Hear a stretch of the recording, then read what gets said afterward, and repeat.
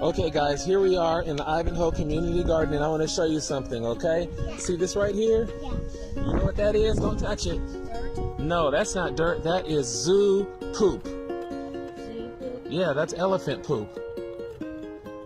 And you know what? Let me show you this right here. You know what that is? That's a rock. Yes, Evan, and that came out of elephant's butt. That rock came out of an elephant's butt? Yeah, see how big it is? Elephants, they like to eat big rocks. It helps their tummy when they digest their food. That came out of an elephant's booty? Yeah. Elephant's butt! But look. See all this? All this super rich.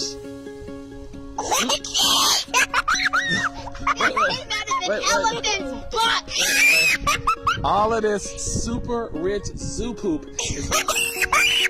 is gonna make all of the vegetables grow really big and good